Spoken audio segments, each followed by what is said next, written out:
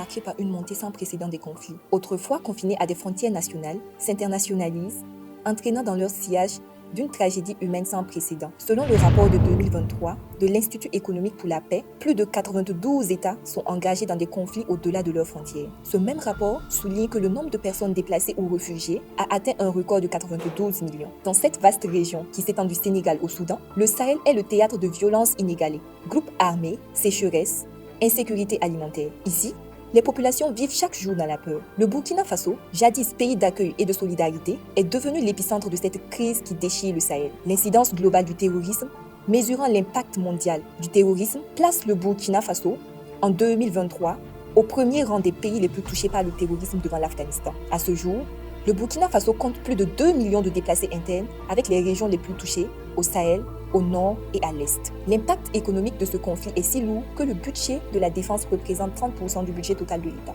Cela laisse en marche des secteurs essentiels comme l'éducation, le développement économique et la santé. On estime que plusieurs millions de personnes n'ont pas accès aux services de planification familiale au Burkina Faso. Aujourd'hui, nous présentons l'histoire de Fatima, une jeune fille de 16 ans vivant dans la région du Nord.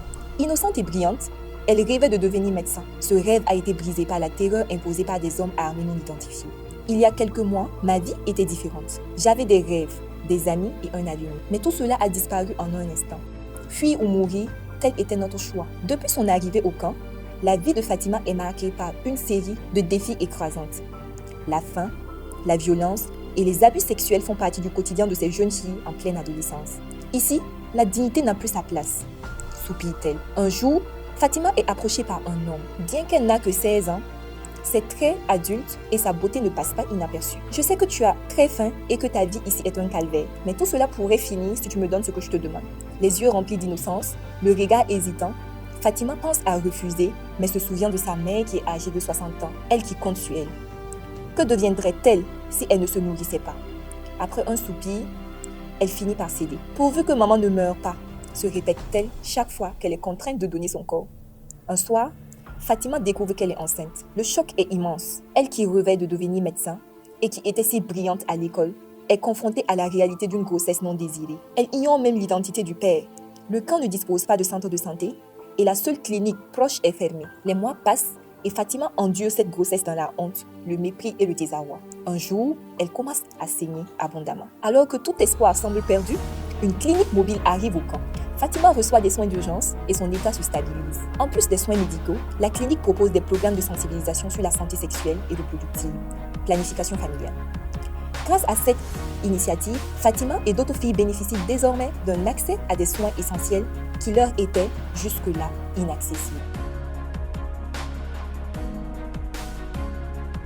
L'histoire de Fatima est un puissant rappel de la fragilité de la vie dans des contextes de crise humanitaire.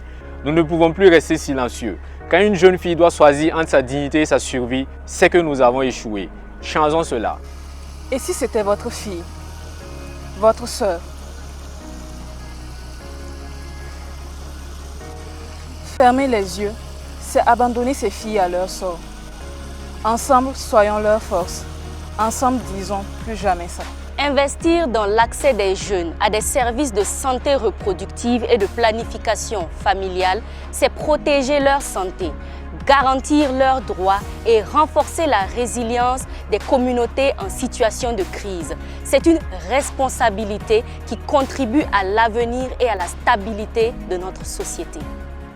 Garantir aux jeunes des services de santé sexuelle et reproductive, c'est promouvoir leur autonomisation, réduire le risque lié aux grossesses précoces et renforcer le développement durable dans les différentes zones de crise.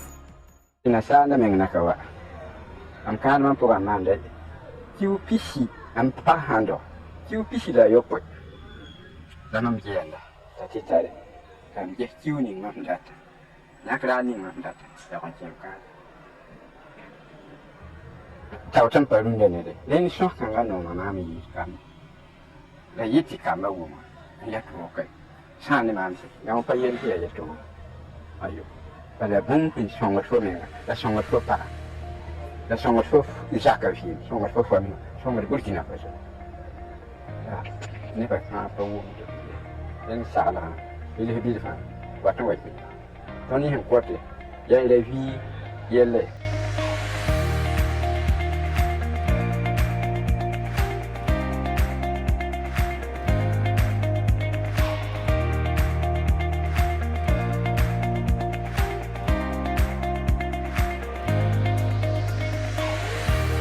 au regard des valeurs cardinales que promeut la sagesse traditionnelle, nous nous engageons à soutenir et à promouvoir la santé de la reproduction et de la planification familiale au sein de nos communautés en vue d'une procréation responsable au Burkina Faso, notre cher pays. Merci beaucoup. Merci et félicitations pour ce document de plaidoyer pour améliorer l'accès des adolescents aux services de DSSR en situation de crise. Nous allons vraiment regarder avec intérêt votre document de plaidoyer et transmettre à qui de droit. Merci. Il y a des millions de Fatima au Burkina et partout dans le monde. Alors, agissons maintenant!